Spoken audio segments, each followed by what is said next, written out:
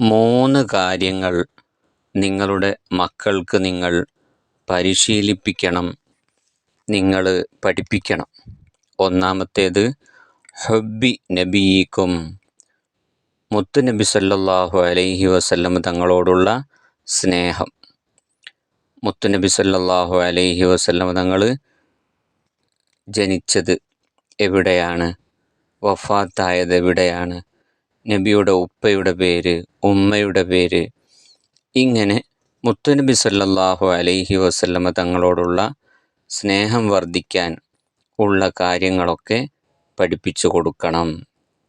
അപ്പോൾ നബി സല്ലല്ലാഹു അലൈഹി വസല്ലമ തങ്ങളെയാണ് നമ്മൾ മക്കൾക്ക് ആദ്യമായിട്ട് പരിചയപ്പെടുത്തി കൊടുക്കേണ്ടത്, പഠിപ്പിച്ചു കൊടുക്കേണ്ടത്. മാത്രമല്ല, രണ്ടാമത്തേത് വഹുബ്ബി അഹ്ലി ബൈത്തിഹി, നബി സല്ലല്ലാഹു അലൈഹി വസല്ലമ തങ്ങളുടെ കുടുംബത്തെ സ്നേഹിക്കാൻ പഠിപ്പിച്ചു കൊടുക്കണം. അഥവാ നബി സല്ലല്ലാഹു അലൈഹി വസല്ലമ തങ്ങളുടെ മക്കൾ, ഭാര്യമാർ, കുടുംബം, അവരോടുള്ള സ്നേഹം പഠിപ്പിച്ചു കൊടുക്കണം.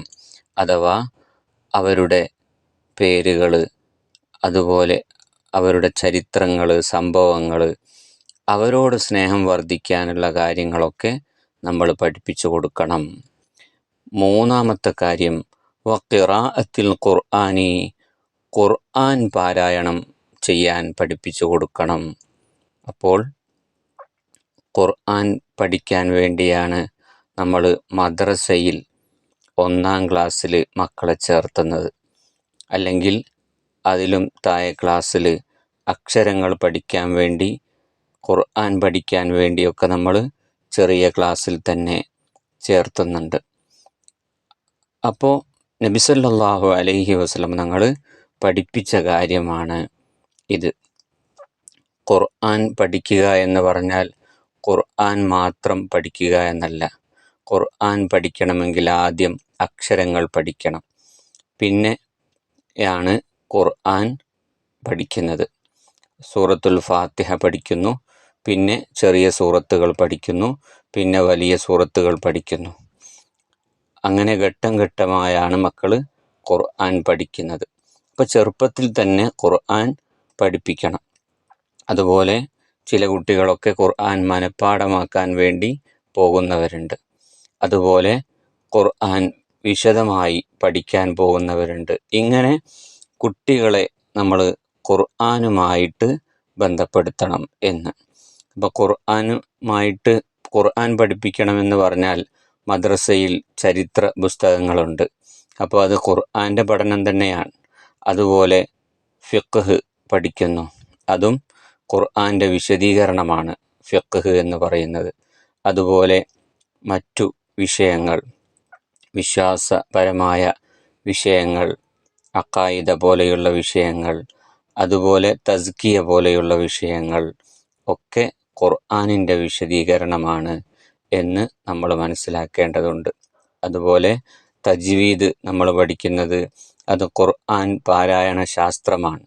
ഖുർആനിനെ എങ്ങനെ ഓതണം എന്നുള്ള കാര്യങ്ങളാണ്. ഇങ്ങനെ നമ്മൾ മക്കളെ ഖുർആൻ പഠിപ്പിക്കണം, ചെറുപ്പത്തിൽ തന്നെ അത് ആരംഭിക്കണം എന്ന് നബി സല്ലല്ലാഹു അലൈഹി വസല്ലം തങ്ങൾ തന്നെ നമ്മളെ പഠിപ്പിക്കുകയാണ്.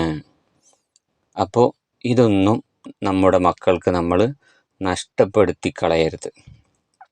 നബി സല്ലല്ലാഹു അലൈഹി വസല്ലം തങ്ങൾ മക്കൾക്ക് ആദ്യം പഠിപ്പിച്ചു കൊടുക്കേണ്ടത് മുത്തുനബിയോടുള്ള സ്നേഹമാണ് എന്നാണ് പറഞ്ഞിട്ടുള്ളത്. അപ്പോൾ മുത്തുനബി സല്ലല്ലാഹു അലൈഹി വസല്ലം തങ്ങളെ സ്നേഹിക്കാനും അവിടുത്തെ ചരിത്രങ്ങളും അവിടത്തേക്ക് സ്വലാത്ത് ചൊല്ലാനും ഒക്കെ പഠിപ്പിക്കണം. ഇൻഷാ അല്ലാഹ് ഇങ്ങനെയാണ് നമ്മൾ മക്കളെ ആദ്യം തന്നെ പഠിപ്പിക്കേണ്ടത്. അപ്പോഴാണ് നമ്മുടെ മക്കൾ നല്ല മക്കളായിത്തീരുന്നത്. മുത്തുനബി സല്ലല്ലാഹു അലൈഹി വസല്ലം തങ്ങളോട് സ്നേഹമുള്ള മക്കളാവുന്നത്, ഇസ്ലാമിനോട് സ്നേഹമുള്ള മക്കളാവുന്നത്. ഇൻഷാ അല്ലാഹ് ഈ കാര്യങ്ങളൊക്കെ നമ്മൾ ശ്രദ്ധിക്കണം, മക്കളെ പഠിപ്പിക്കണം, പരിശീലിപ്പിക്കണം. ഇൻഷാ അല്ലാഹ് അല്ലാഹു സുബ്ഹാനഹു വ തആല നമ്മുടെ മക്കളെ നല്ല മക്കളാക്കി തരുമാറാവട്ടെ. ദുനിയാവിലും ആഖിറത്തിലും നമ്മുടെ മക്കളെ കൊണ്ട് നമുക്ക് സന്തോഷിക്കാൻ അള്ളാഹു തൗഫീഖ് നൽകി അനുഗ്രഹിക്കുമാറാവട്ടെ.